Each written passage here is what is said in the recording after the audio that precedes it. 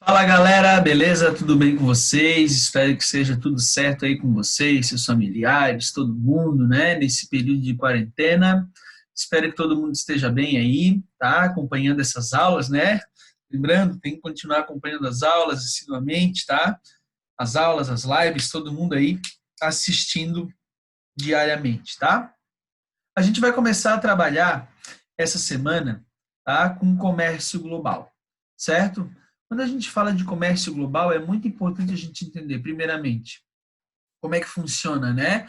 Os organismos internacionais que vão é, gerir esse comércio global e também é muito importante a gente entender de que forma que o comércio global ele vem sendo desenvolvido, tá, ao longo do tempo e claro, mais importante, né, nesse período de mundo globalizado, tá? Então é bem importante essa questão a gente entender, beleza?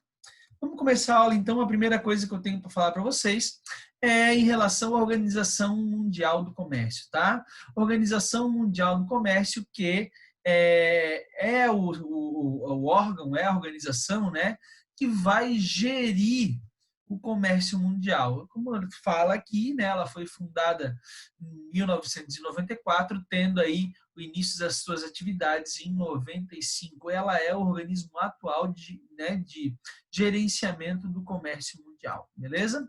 Então aqui são os países, né, em verde escuro que fazem parte, né, da Organização Mundial do Comércio. A gente tem ali em verde claro os países que são membros da União Europeia e os em azul, eles são países observadores. Temos ainda os países em cinza, tá? Que não são integrantes oficiais da Organização Mundial do Comércio. Então, se vocês perceberem, tá? A gente tem aí boa parte dos países do mundo inseridos, tá? Na Organização Mundial do Comércio. Isso é importante? Sim, tá? Porque, claro, como vocês vão perceber agora durante a aula, a gente vai conversar um pouquinho sobre, né, as funções da OMC e como ela aí é importante na questão das trocas comerciais bilaterais, multilaterais, tá? E como funciona isso no mundo, tá?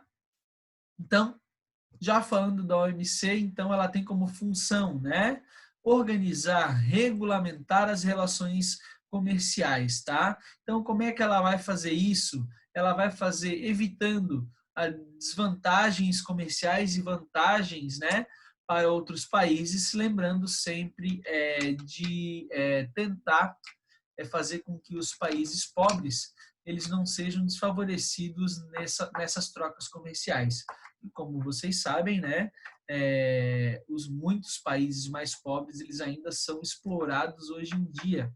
E a Organização Mundial do Comércio tenta diminuir essa essa exploração a partir aí, né, da regulamentação, da organização das relações comerciais desses países mais desfavorecidos com os países centrais. Beleza?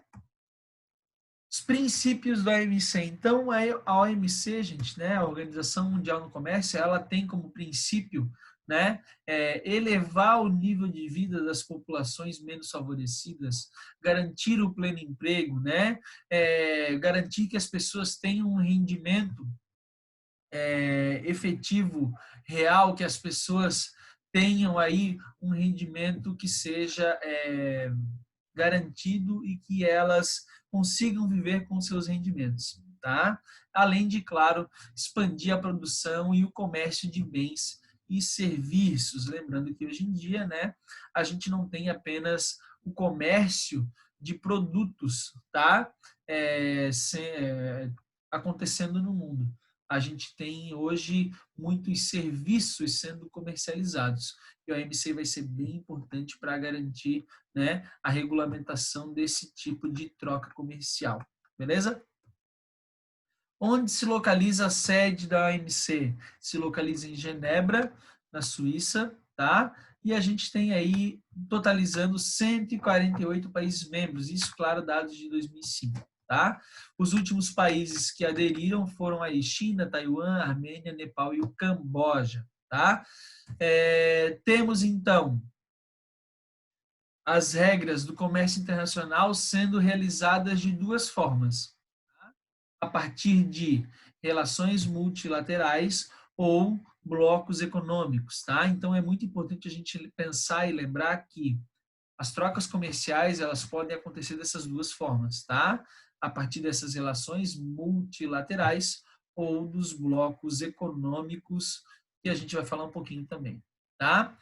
Primeira coisa, relações multilaterais. Como é que funcionam essas relações multilaterais? Essas relações são aquelas que acontecem, tá? De país, entre países, tá? De forma independente.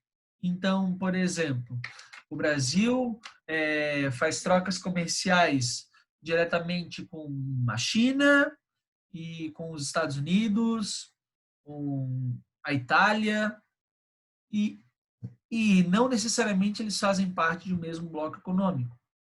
Então, essas relações comerciais do Brasil são relações multilaterais, tá? Então, eles não dependem de um bloco para fazer.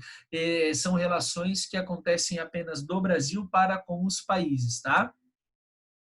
E a gente tem aí as relações comerciais por regionalização, que daí vai acontecer através dos blocos econômicos, né? Vai acontecer aí numa mesma região, geralmente, que é onde vão se formar os blocos. Temos aí alguns exemplos, como a União Europeia, o Mercosul e o NAFTA. Beleza? Quando a gente fala do histórico da OMC, a gente tem que entender que a OMC ela é criada em 95, mas ela entra em vigor em 95, mas a gente já tem em 46, logo depois da criação da ONU em 45, a gente já tem em 46 a criação da Organização Internacional do Trabalho, tá? Que já vai aí começar a gerir esse processo de troca comercial, mas principalmente de venda de serviço, tá? Em sequência, já foi criado o Acordo Geral de Tarifas e Comércio, esse a gente chama de GATT, tá? O GATT, né, em inglês, Acordo Geral de Tarifas e Comércio, ele vai ter, né, uma duração aí de 46 até 95, quando esse organismo aí, esse acordo entre os países, vai se tornar um órgão, né, um organismo, que é a Organização Mundial do Comércio. Então, a gente vai ter uma evolução, tá, no gerenciamento das trocas comerciais. Então, o que antes era um acordo geral de tarifas, ou seja, era um acordo entre os países, não tinha toda essa regulamentação, agora é uma organização mundial, tá, que tem um peso muito maior nas tomadas de decisões e no gerenciamento do próprio comércio nesse caso, beleza? Continuando então, né, explicando justamente isso que eu estou falando, a diferença do GATT e da OMC. Então, a gente tem o GATT, que era um acordo provisório, né, que cada país contratava, e agora a OMC não. A OMC é uma organização que tem, né, os países como membros, beleza? A gente tem que entender, então, que o comércio nem sempre ele acontece, né, dessa forma no mundo, tá? O comércio mundial, no seu surgimento, a gente tinha aí o comércio de bens e produtos, principalmente bens minerais, agrícolas e industriais, tá? Então, tínhamos a produção, né, como principal produto, né? Então, tínhamos a produção industrial, agrícola, mineral, então se vendia muito produto, né? Coisa que é palpável. E aí, a partir do desenvolvimento do capitalismo e do comércio mundial, a gente tem hoje uma complexidade nas trocas muito maior, porque além desses produtos que já são comercializados há muito tempo, a gente tem hoje também a comercialização de serviços, de ideias, tá? Então a gente tem aí hoje o comércio sendo muito mais complexo do que antigamente. Então hoje a gente tem aí, por exemplo, né, a venda, né, o comércio de serviços através do turismo, de bancos, de seguros. A gente tem também a venda, né, o comércio de ideias através das próprias consultorias, livros, patentes e tudo mais, beleza? Então a gente tem que entender que o comércio mundial ele evoluiu de uma forma extraordinária, tá? Mas também ficou muito mais complexo. As relações comerciais ficaram muito mais complexas hoje em dia, tornando cada vez mais, a cada dia que passa, mais necessária a utilização aí de uma organização internacional para a regulamentação do comércio mundial, beleza? Então, com esse comércio tão complexo hoje em dia, né, com essas relações comerciais complexas, a gente tem, inclusive, o surgimento aí do capital especulativo, da especulação, tá? E a gente tem a especulação acontecendo através de vários setores, tá? Então, a OMC, ela vai se preocupar bastante com essa questão do capital especulativo e da própria ação das transnacionais no mundo. Porque, como vocês sabem, as transnacionais, elas vão aí, né, ser um ponto de exploração de mão de obra em países periféricos. Então, a Organização Mundial do Comércio é que vai aí gerir essa questão dos produtos, né, que são produzidos a partir dessas transnacionais nesses países afastados do centro do sistema capitalista, tá? A OMC também se preocupa com o capital especulativo, uma vez que o preço dos produtos eles deveriam, né, ter um valor real, né? O que a gente sabe que não acontece em muitas vezes. O valor dos produtos eles são resultado muito da especulação, são resultado muito dessa questão da venda, do marketing. Então a gente aí, a OMC também consegue gerir de certa forma esse tipo de relação comercial, beleza? Essas relações comerciais aí não seriam possíveis se a gente não vivesse num mundo globalizado, né? Então a gente tem que entender que a globalização, ela foi um fator fundamental, né? Ela é um fator fundamental porque ainda está em curso, um fator fundamental para que as relações comerciais mundiais elas fossem cada vez mais complexas, tá? Então a gente tem que entender isso dessa forma. Em relação aos princípios da Organização Mundial do Comércio, a gente tem aí a não discriminação dos países membros. Então, por exemplo, a Organização Mundial do Comércio não pode favorecer uma nação e desfavorecer outra.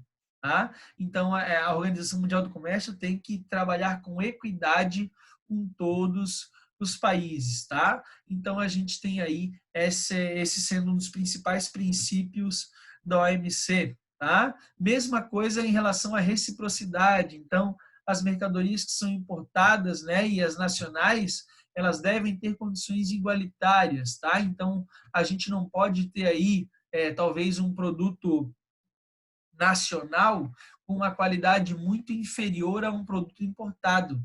Isso porque acabaria fazendo com que as empresas nacionais elas fossem quebradas, né? Porque a gente teria os produtos importados com uma qualidade muito maior, tá? Outro princípio da OMC, acesso ao mercado em igualdade de condição, né? É aquela questão das barreiras alfandegárias, das tarifas alfandegárias. Então, quem faz parte da OMC garante aí, né, uma equidade nesse sentido, como também uma concorrência leal, tá? Então, dentro dos princípios da OMC, a OMC vai aí, né, fazer com que os países tenham uma concorrência leal. Ah, professor, mas como ela faz isso? Uma das ações da OMC, que é bem importante, é o gerenciamento do preço das commodities, tá? O que são commodities, gente? São produtos que têm o seu preço regulado pela OMC, tá? Geralmente, esses produtos são produtos fundamentais para o desenvolvimento dos países. Podem ser produtos agrícolas, minerais, alguns produtos industriais importantes, tá? Bens de consumo e tudo mais. E a OMC vai regular o preço desses produtos em dólar, tá? O que vai fazer com que, por exemplo, países que produzam muito daquele produto não supervalorizem o preço, tá? Ou simplesmente sobrevalorizem para quebrar um outro país. Então, a gente tem que pensar isso dessa forma, tá? Então, a OMC também vai aí, né, gerir o comércio internacional para promover essa concorrência leal, tá? Temos algumas divergências no OMC que a gente tem que lembrar, tá? A questão do protecionismo, certo? Dos Estados Unidos. A gente tem aí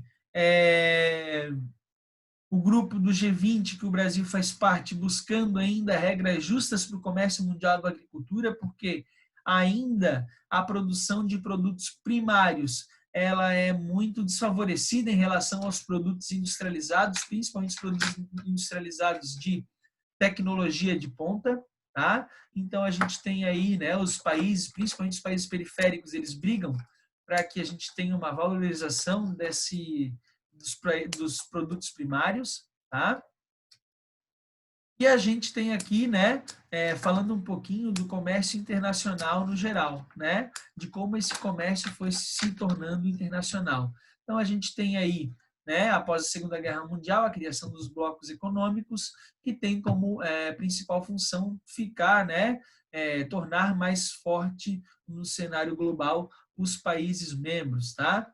E esses blocos econômicos, eles têm várias tipologias, eles têm vários níveis de integração, que partem aí da zona de livre comércio e passam pela União Aduaneira, Mercado Comum, União Econômica e Monetária. Temos outras nesse meio, mas a gente já vem conversando sobre isso. Então, é importante a gente entender que quanto mais difundido for o bloco, maior vai ser o nível de integração, até chegar na União Econômica e Monetária, quando o bloco econômico tem, inclusive, a moeda única, tá? O único bloco que está nesse sistema no mundo é a União Europeia, que tem o euro como moeda, beleza? E temos os principais e os maiores blocos econômicos do mundo. Temos a União Europeia, como eu já disse, é o bloco mais difundido. Temos o NAFTA, que fazem parte México, Estados Unidos e Canadá, sendo um tratado aí, né, de livre comércio entre os países. Não é livre circulação de pessoas né, e serviços, então é apenas livre circulação de produtos, tá? E temos aí o Mercosul, que é o bloco econômico do qual o país faz parte, tá? Formado aí pelos países da América do Sul, alguns países da América do Sul. Beleza? Temos algumas linguagens dos blocos econômicos que é muito importante a gente lembrar, tá? Então temos a própria tarifa, que daí no caso seria mais ou menos como um imposto, tá? Cobrado para a entrada de mercadorias no país. Temos a tarifa externa comum, que daí nesse caso é uma tarifa igual, comum entre países de um mesmo bloco econômico, tá? Cobrado de um para o outro. Temos o próprio dumping, tá? Que seria a venda abaixo de preço de mercado, tá? Para a fim de, claro, tornar se tornar, né, o principal produtor e vendedor daquele produto. E temos os subsídios, né? Uma palavra que eu comento bastante com vocês. São benefícios econômicos que o governo concede a empresas, que o governo concede aí para que os empresários e os industriais fiquem numa posição mais competitiva, beleza? Em relação ao comércio brasileiro, a gente pode falar alguma coisa no sentido assim. Aqui a gente tem uma tabela de 2016, tá, do ranking do PIB mundial. Se vocês perceberem o ranking, né, o Brasil ainda tem um PIB bem menor do que Estados Unidos, do que China, mas ainda é um PIB considerável, beleza? Então o Brasil hoje ocupa a 9ª posição no ranking mundial, tá? Desculpa, a 8ª posição no ranking mundial era a 9ª em 2016, e a gente tem aí em 2020 já uma projeção, tá? Para que o Brasil fique na 8ª posição, beleza? Ficando aí os Estados Unidos em primeiro com 21 trilhões, né, de dólares, e a China em segundo com 16 trilhões, beleza? Temos aqui a participação brasileira no comércio mundial. Se vocês perceberem, então, o Brasil ele tem aí cerca de 1,1% de participação do comércio total do mundo, tá? O que é um valor que não é tão expressivo, mas se a gente for ver, o Brasil é o 25º país que mais tem participação no comércio mundial. A gente entende que o Brasil poderia estar, né, ocupando uma posição de mais destaque, mas mesmo assim não é uma posição tão ruim, tá? Porque, e essa questão, é importante a gente entender que ela acontece principalmente porque o Brasil se insere na divisão internacional do trabalho de forma que a ser, né, um país exportador principalmente de produtos primários, produtos industrializados de baixo valor agregado, tá? E, né, como produtos primários, como produtos agropecuários e partindo do extrativismo, consequentemente, são produtos pouco valorizados. Se a gente for ver a quantidade de toneladas que o Brasil exporta é muito maior do que muitos países, porém, o valor que esses produtos são exportados ele é baixo, porque o Brasil exporta mesmo, principalmente produtos baratos, tá bom? Como aqui, né? A gente tem, então, temos a participação do PIB brasileiro, né? 5% a 5,5% apenas da indústria, 28,7% comércio e serviço, 5,5% agricultura, 28% indústria, 65,8% comércio e serviços, terceiro setor. Mesmo assim, o PIB é o número daquilo, né, de tudo que o Brasil consome e produz, tá? Mas mesmo assim, boa parte da exportação brasileira ainda faz, né, parte do primeiro setor da economia. Aqui temos uma relação dos principais países que o Brasil importou e exportou, tá? Esses dados do ano de 2009. E a gente tem aqui o Brasil fazendo muitas relações comerciais com China e Estados Unidos, né? Só invertendo a primeira posição aí em relação à importação e exportação. Lembrando, né? Mesmo com essa importância crescente no cenário mundial, o Brasil então vai ser o exportador de principais produtos primários, né, como minério de ferro, soja, açúcar, carne de frango, entre outros produtos. Então a gente tem aí os produtos primários aparecendo demais, tá, na balança comercial brasileira quando a gente fala de exportação, beleza? Enquanto o Brasil exporta aviões, automóveis, eletrodomésticos e eletroeletrônicos. Então percebam, o valor agregado dos produtos que o Brasil importa é muito maior do que o valor agregado dos produtos exportados, tá?